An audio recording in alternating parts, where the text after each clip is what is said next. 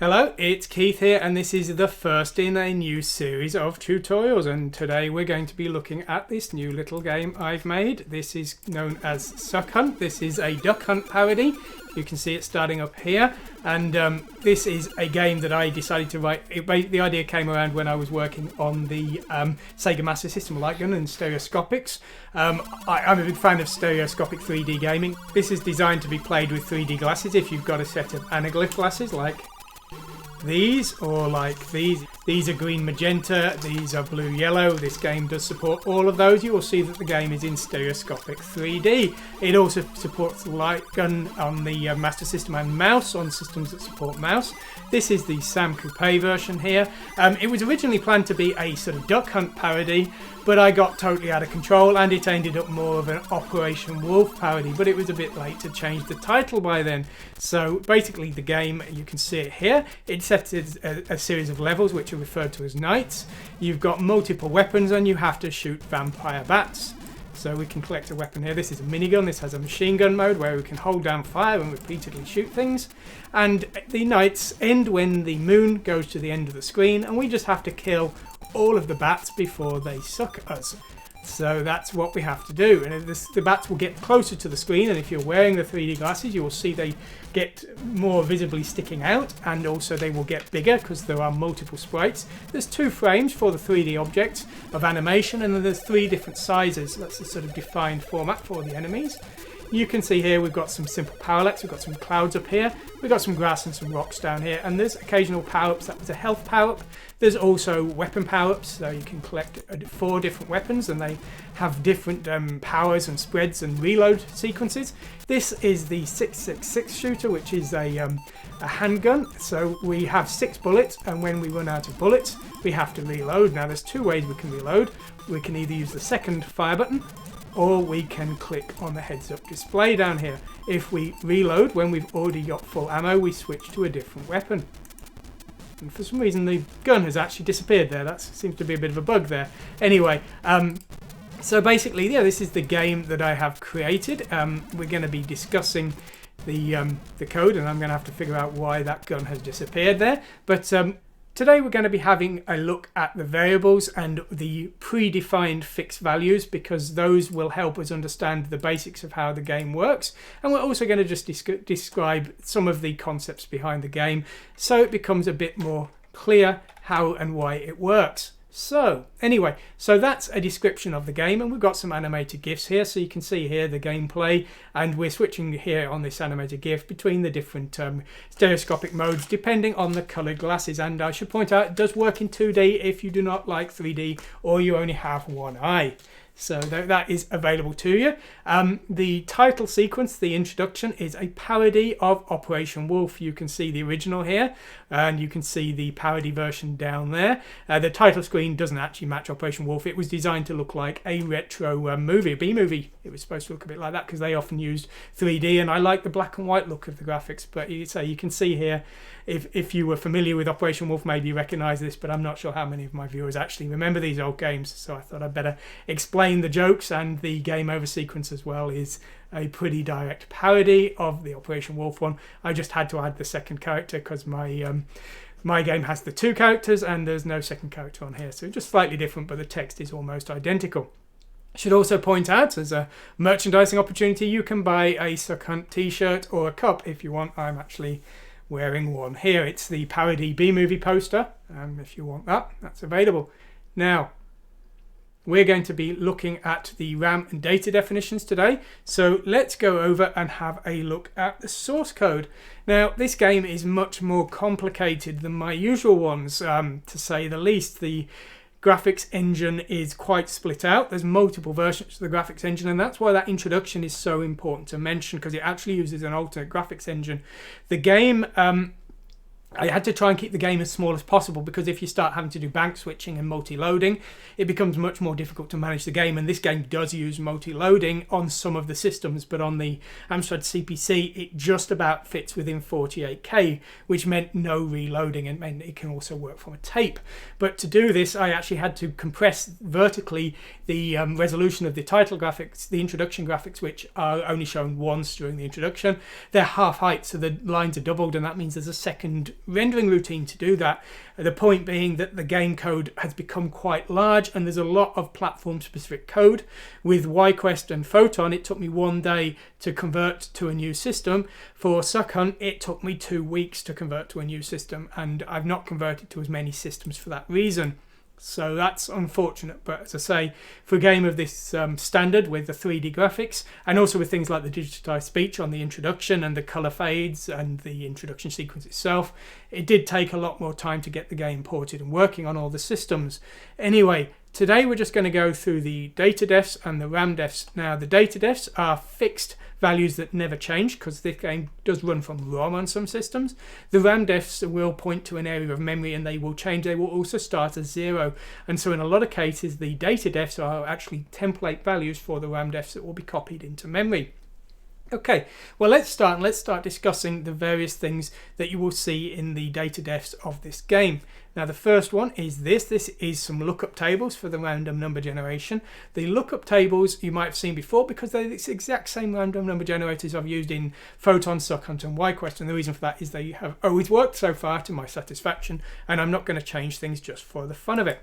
Now the game uses a light gun on the Sega Master System, but it uses a mouse on the CPC, the Spectrum Next, the Samcoupe and the MSX2, and because of that we need to be able to configure the speed that the cursor moves, because if it moves too slowly we won't be able to get to the enemies quickly enough, and if it moves too fast we will lose the precision to shoot at them. So we've got some configuration and we've got 4 possible speeds. These are defined as words that we can select and we toggle between them. Now we'll see the code that actually stores those. These are fixed values, as I say. Now the next thing we can see here is these perspectives. Now the game, if you remember, has clouds at the top of the screen and it has grass and rocks at the bottom, and this is what these perspectives are for. Each one needs to have a relative Y position, a relative 3D depth, and also a relative move speed, and it needs to synchronize, because if there's a rock in the background moving faster than a rock in the foreground, it's not going to look logical and it's going to kind of ruin the effect. So to avoid that, we've got these random perspectives here, and when we pick a random depth for an object we will pick it with matching speed, perspective and 3D depth, and that's what's doing that for us. The next thing that we've got here is our sound sequencing, and this was another reason the game took longer than my other games, not because of these sound sequences, because these just use my Chibi sound, but because this uses Arcos Tracker 1 for its music. It uses Chibi sound for its special effects, but Arcos Tracker for the music, and that meant more work with regards to interrupt handlers and gave me a monster headache. Anyway, that's what these things entail. Now the sound sequences have 2 bytes. The first byte is the amount of time, and the second one is a Chibi sound byte, and if you don't know Chibi sound, please take a look at my YouTube channel. It's a little sound driver I wrote before, and it takes a 1 byte parameter for its sound effect. So a sequence is a set of consecutive sounds, and that's the end of the sequence. So when the player collects energy, those 3 sounds will be played for those times. And when we run these, we also specify priority, because a high priority sound like the player being hurt will not be stopped for a low priority sound like the player shooting. And so you can see the whole set of these depending on the different events in the game. We've then got a definition of the RAM that handles the player's current bullet count. We've got 4 weapons, and each weapon has an amount of ammo that's loaded into the gun at the time. For example, the 6.66 shooter can only take 6 rounds, but that weapon has infinite ammo.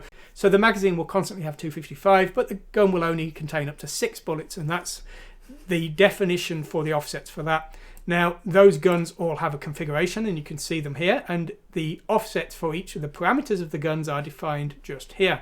So each gun has a magazine size, which is the amount of bullets that can be loaded at a time, a mode which just defines the configuration of that, the power, which is the amount of damage it does, and also an ammo, and the ammo is the amount that you get when you collect that gun for a second time. You have the 6.66 shooter by default, so that has no ammo.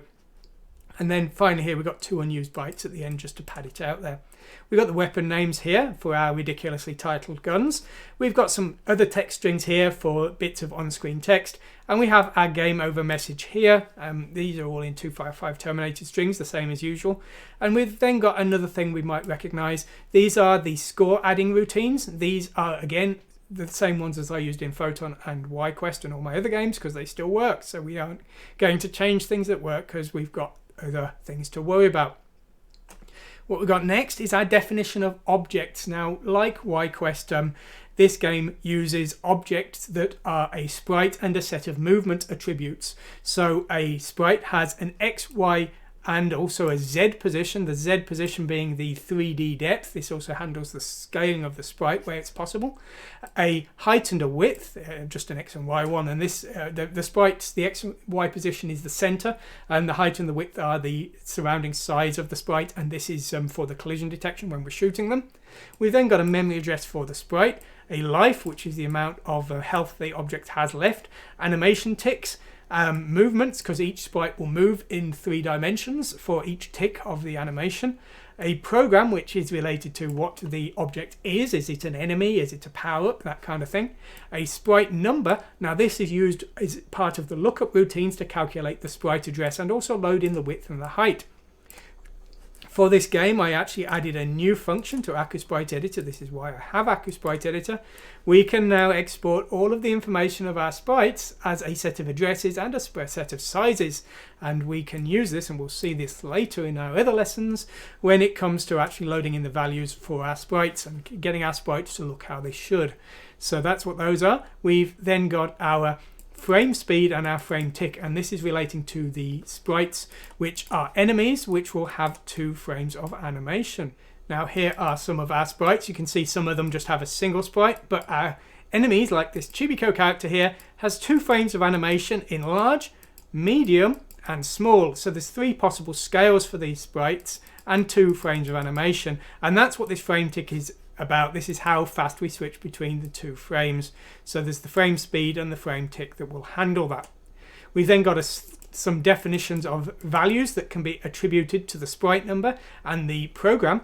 The top bit will define if the sprite is 3D, if there's 6 different versions of the sprite for the enemies. And dead means that the sprite is no longer in play, the object has been killed, but it will respawn. And shootable is an object that responds to being shot at, which is basically non-background objects. We've then got some definitions for our programs, the different kinds of object in the game. What we've got next is some definitions relating to the background objects, how many of them there are, and also how many enemies there are, and this is used to define the sprite data count. There's a few other sprites as well, which are system objects, things like the mountains. There's just one mountain sprite, but we just move it around the screen to fill the screen, and there's also one character sprite, which is for the font, and we again reprogram that depending on the character we're showing.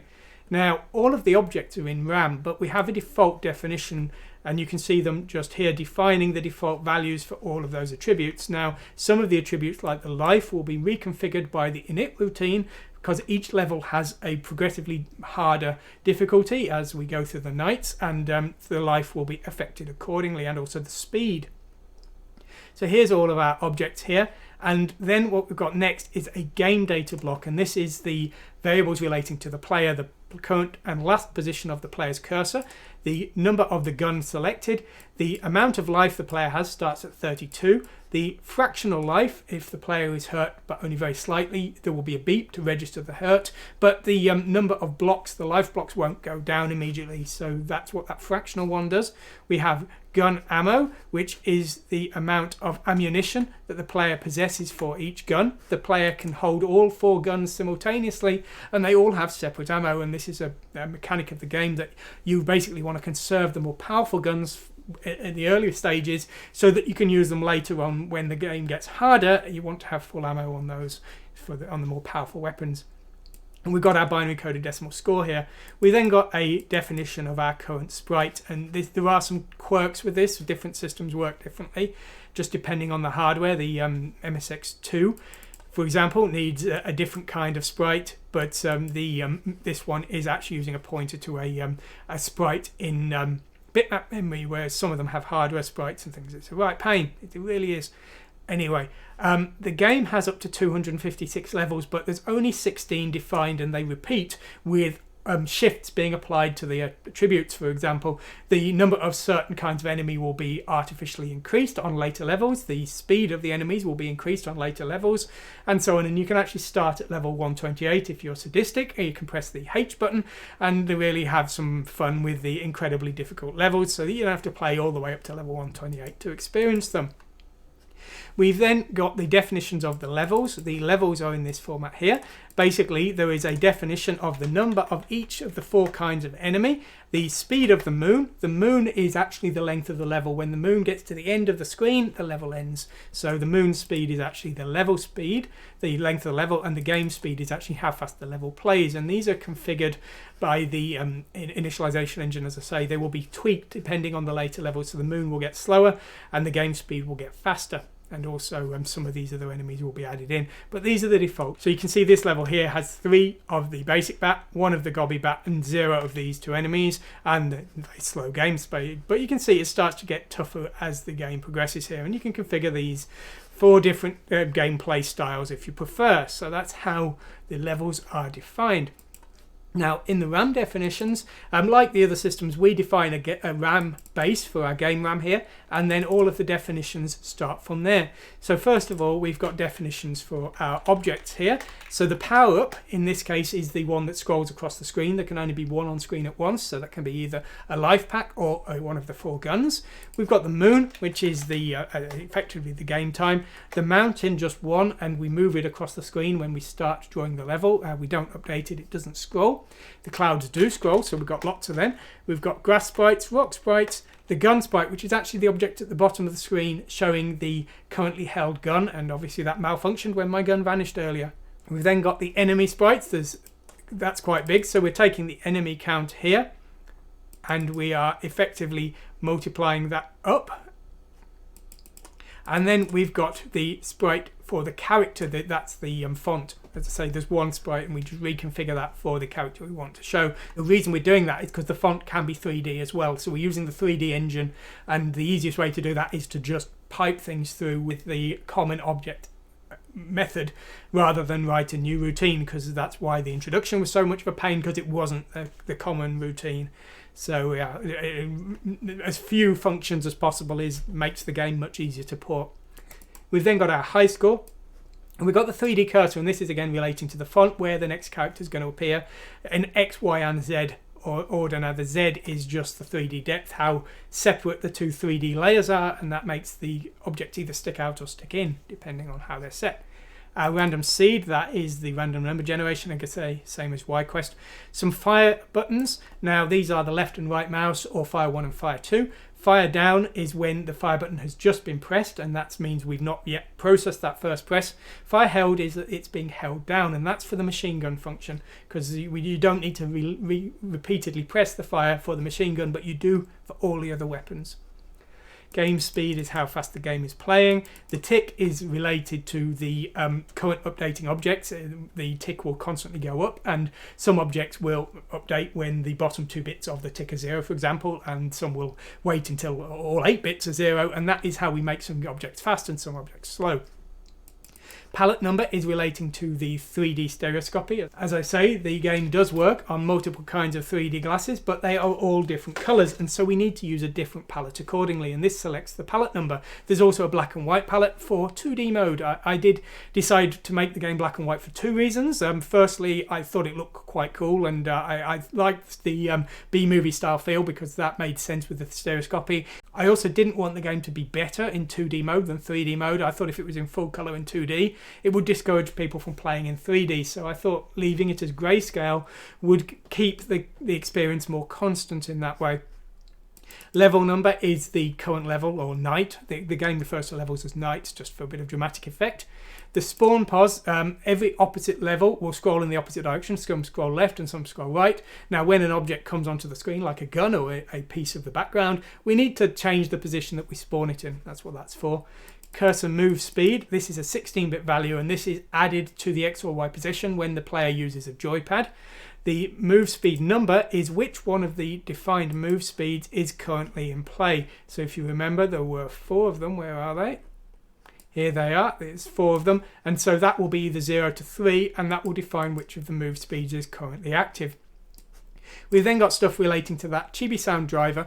We've got sound sequence, which is the memory address of the current playing sound. Sound timeout, which is the current sound that's been sent to Chibi sound and how long before we send the next one.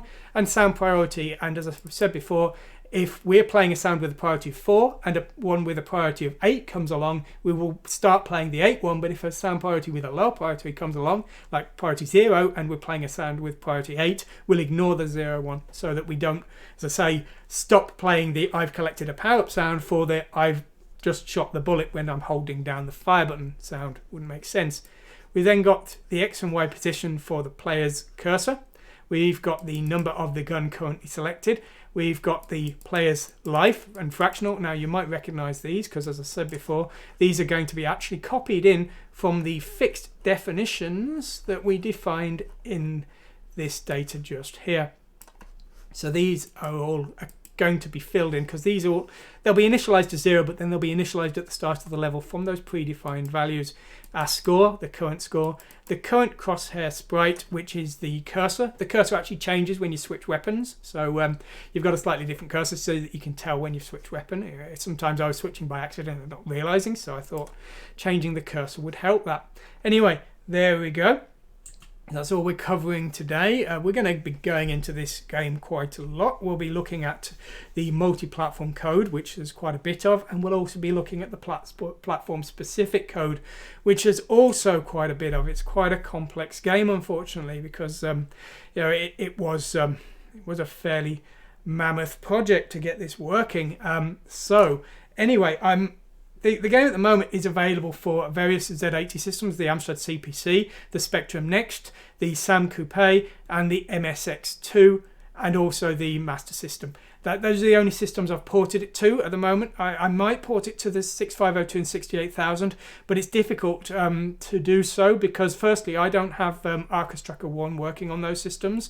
And some of them aren't going to do it particularly well. It needs 16 colours really, or at least 4 colours at 320 by 256 by 192 resolution, and it needs to have bright colours. I'm not sure it's going to work on the Commodore 64 because of the resolution and also because of the colours. There's no bright colours on that system. And systems like the Genesis even will struggle because of the tile. You can't have transparent tile maps. So I'm not sure if I'm going to port it to any of the other systems at this time. I'm going to see how this series goes before I make the judgments on that, because I could literally be working on this game for the rest of the year to port it to 6502 and 68000 systems. So anyway, we'll see how it goes. I'm currently covering some other things that are related to it. I'm going through mouse reading on all of the other systems, and also where the systems have tile maps and multi-layer tile maps and the other tile map functionality, which is me doing some background research for potentially porting this later to 6502 and 68000. And I'm also hoping to do a new set of Chibi sound tutorials. I'm hoping to make a music driver that I could use instead of Arcos Tracker, so that I can port my games more easily to more systems, because, as I say, at the moment I've got no music driver for the Super Nintendo, I've got no music driver for the the BBC, I need something. Porting the game without any music would make it feel like a very poor port of the current game and wouldn't really give the quality that I'm hoping for. Anyway, if you've liked this, you want to see more, please like and subscribe. If you want to see the game, go to the website, download the source code and the build scripts and all that stuff. As I always say, you're welcome to do anything that you want with it. It's free, it's open source, and you can take the code and modify it and make better versions of it. And all the best to you. You don't need to give me credit, I don't care. Anyway, I hope you've enjoyed this. Thanks for watching.